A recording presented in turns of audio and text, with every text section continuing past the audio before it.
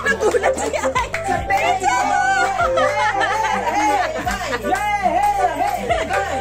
Oh, baby. It's a baby.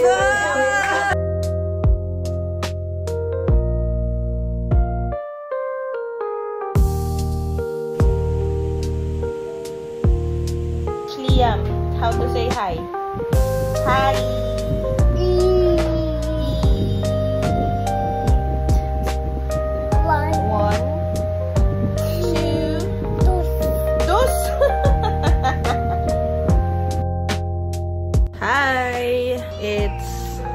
November 26. Ayan. Ang pula ng mata ko. Bakit? Ayan. Basta si Punso bukas. Say hi to Ate Aya. Hi, Ate. Kasi iiwan namin siya. Iiwan namin siya mamayang madaling araw. Kasi punta na kami ng hospital ng mga 5. Ay, alis pala kami ng 5 AM. Bukas ng madaling araw. Kasi ang schedule ko ay 8 AM. Ayan. So, Ate, are you excited, Ate? For your baby brother? Ewan ko kung makakatulog ako. Kasi hirap nga ako matulog. Lalo na ngayon. Aray! May schedule na ng operation bukas. So, hindi ko alam kung makakatulog ako. Baby! Iwan namin siya dito. Iwan sila ni Wowa, tsaka ni Wowo. Ouch! Excited ako at the same time parang kinakabahan din. Kasi parang alam ko na yung procedure na gagawin. So, iniisip ko kung ganun pa rin ba ang scenario or excited. Siyempre, mas nangingibabaw yung excitement. Kasi, lalabas na siya pa. Na baby na! Are you excited for Liam? Ay, kikis na si Liam. Are you kiss Liam? Say, see you tomorrow, baby Liam. Bye! Basta kami. Bye-bye. Iwan na si Aya Toots.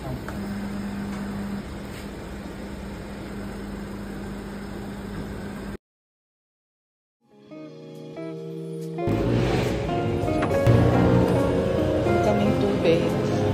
Coffee bean. Ayan. Frappuccino. Ano yung isa? Yung coffee drink.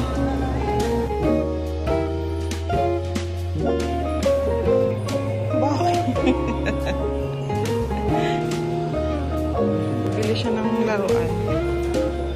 Bigay niya kay Liam. Laruan agad ah. Bigay natin agad ang laruan dalawa. Diba? Isa. Welcome gift. Welcome gift. Kain ko last kain ko ay kagabi, mga 10:30. Nagugutom ako pero pwede kumain. Ayusin muna natin yung ating pinamili. Pero ito talaga, namili na yung tatay ng laruan. Regalo niya daw kay Liam paglabas. Akala mo naman talaga, maglalaro na. Excited siya. Meron na siyang katandem sa mga ganito. Meron din si Ate Aya. Kay Ate Aya, car. Papo.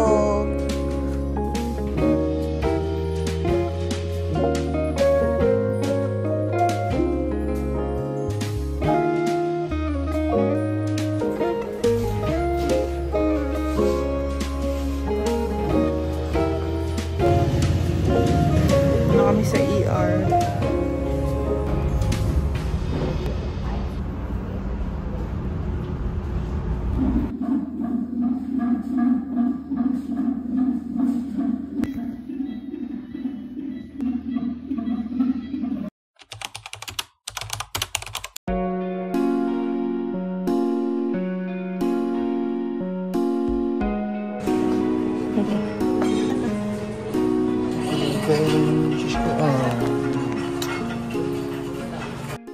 I've been a while.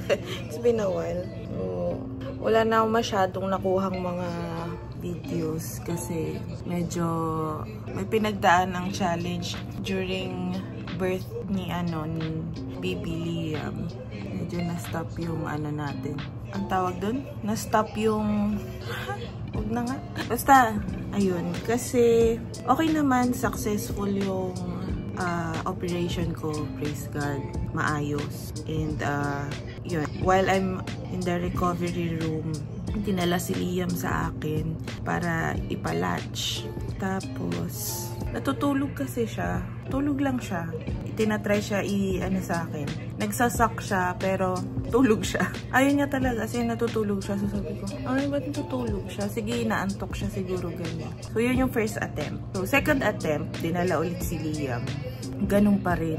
Deep inside, medyo nag-aalala na ako na bakit natutulog lang siya? Kasi unlike kay Aya before, unang palang latch na agad si Aya. Talagang lakas niya mag-latch. Pero kay Liam, kakaiba kasi tulog lang siya. Nilipat na siya, lipat-lipat siya dito. Pero tulog lang talaga siya. 3.6 something ang bigat. Ayun, dinala na ako sa room. Tapos, nung bandang hapon, kinausap na kami ni Doc na ayun nga, merong something. So, medyo hirap si Liam huminga. Oxygen na agad ang bata. Ang baby Liam. So, kailangan niya magstay sa NICU for oxygen. Kinabitan siya ng oxygen. Kinabitan din siya ng suero. Nag-undergo siya ng mga laboratory, CBC, tsaka X-ray. Tapos, the following day, nalaman namin na merong pneumonia si Liam. Meron siyang pneumonia. Kaya need niya mag-take ng antibiotics. Pinastart na ni Doc mag-take siya ng antibiotics, ganyan. So, yun. Medyo, talagang, syempre, nag-worry kami. Nag-worry talaga. Pero, ang first na ginawa talaga namin is nag-pray kami ni Alan. Ako, emotional. Kasi emotional naman talaga akong tao. Talagang nag-ask kami na, Lord, help us na maging dependent sa'yo.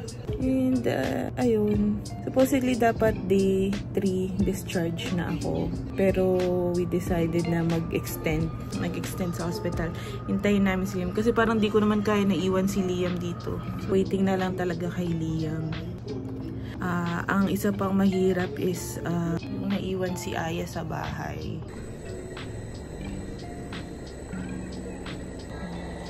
Sobrang heartbreaking kasi umiiyak siya sa gabi. Mas matindi yung umiiyak siya ng walang sound bigla.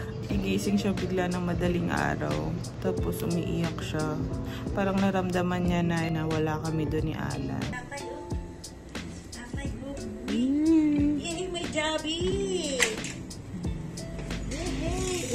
Na pala yung pampi mo. Kiss mo, kiss. Sa tayo. Oh! Yay! My Jabi! Yay! Kiss ka nanay, kiss. Kiss nanay daw, kiss nanay.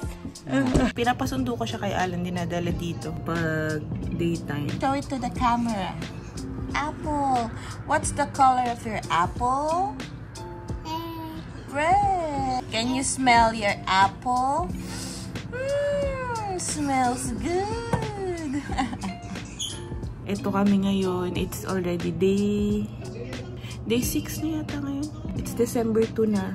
And praise God, today, mamayang gabi, makakalabas na kami. And itutuloy na lang namin yung antibiotics sa labas, sa clinic. Ayun. Last day namin ngayon. And ang sarap ng ulo. Mamaya tatawagin na ulit ako ng Nico para i-feed si Liam. Going home na.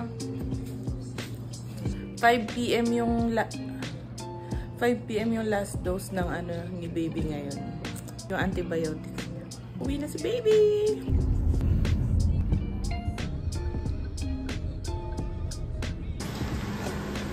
Hi! Hi! Hi, Ate!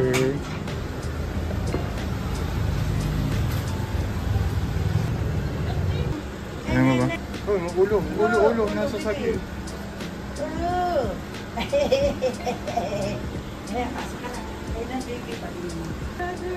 Si Liam. Liam.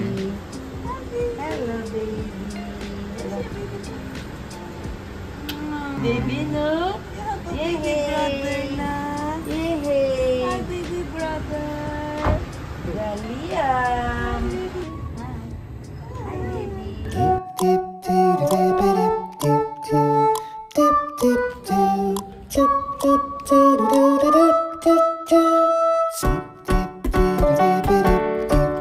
Init na naman ulo mo.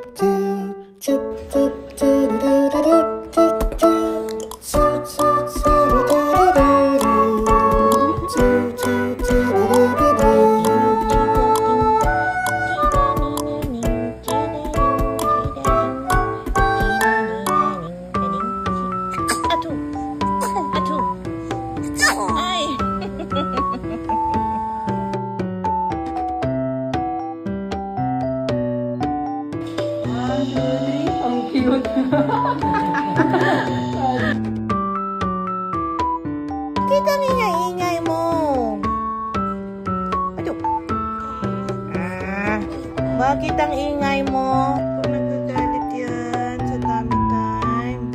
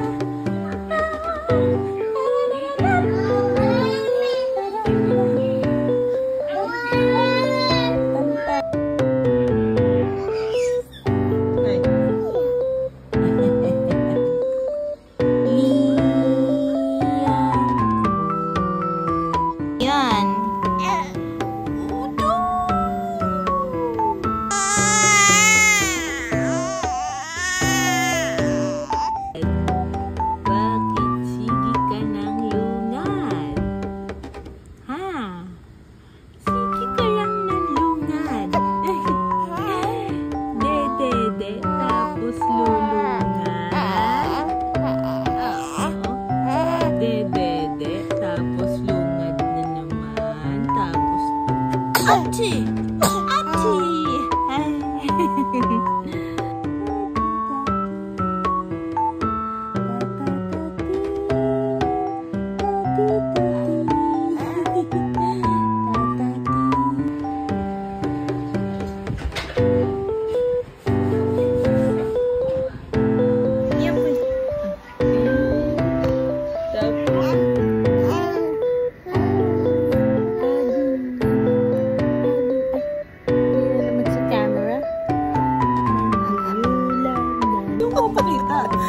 Pinag-uusapan niya.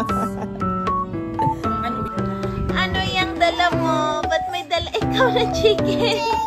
Sa ating turn to fry. Oh, Liam's turn. Liam's turn. Oh, Ate's turn. Ate's turn. Oh, Liam's turn.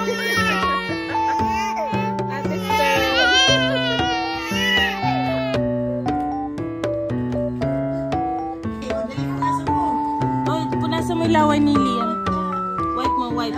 Wipe laway, dali. Wipe. Aduh. Good job, ate. Oh, ay, iiyak na pala. Di ba mapogi ikaw? Oo, ano mo?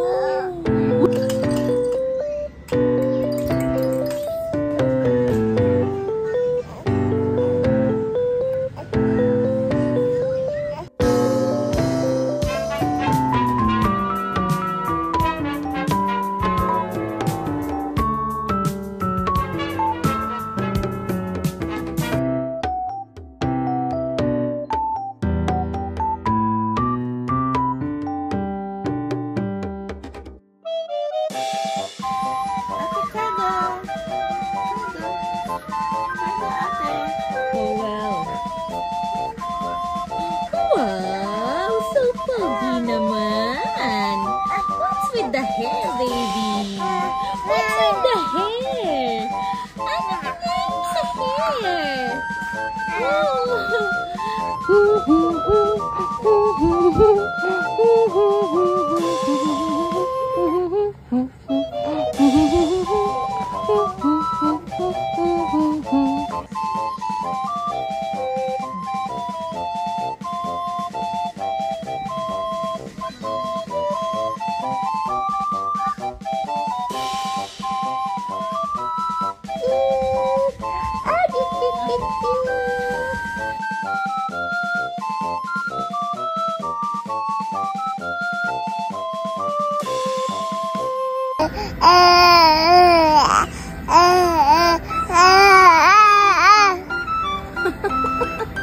Why?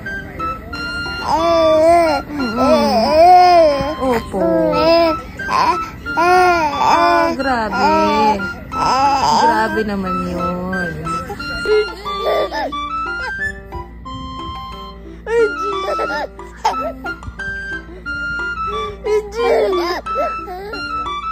It's vitamins time.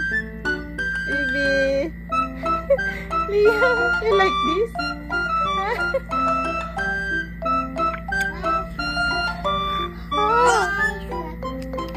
One, two.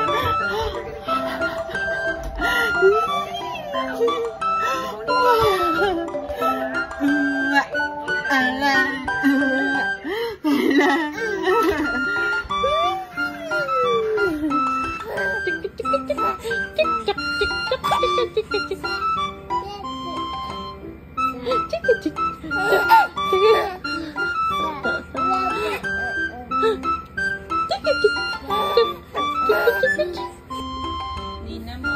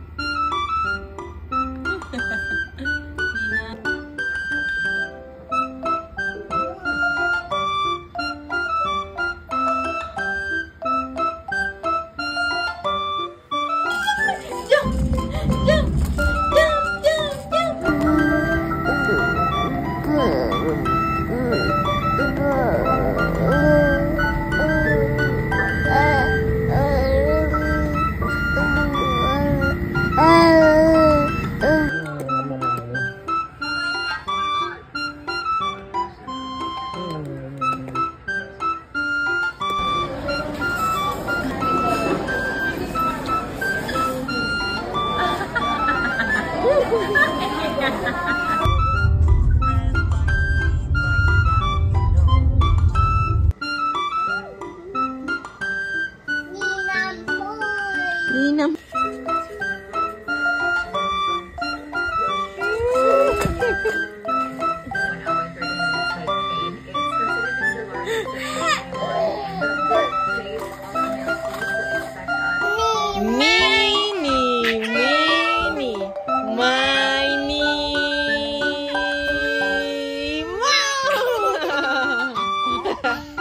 Kay ate napunta. Again. Mini. Alo? Wala pa nga. Mini.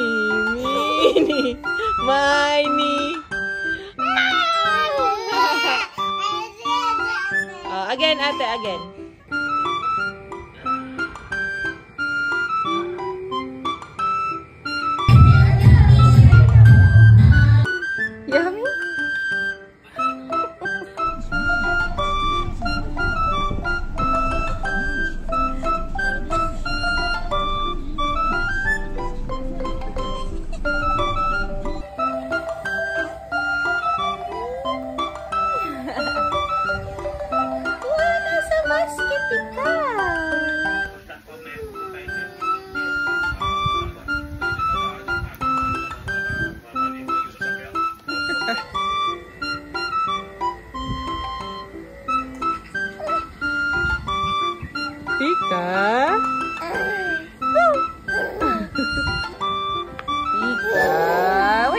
ate, wait.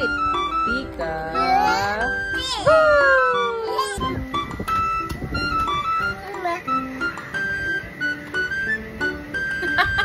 Tawa.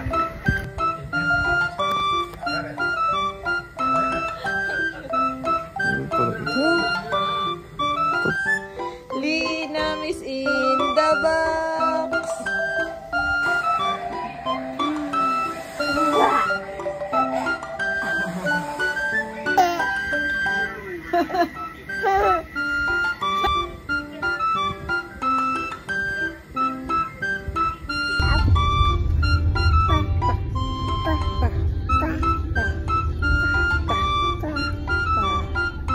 Ay.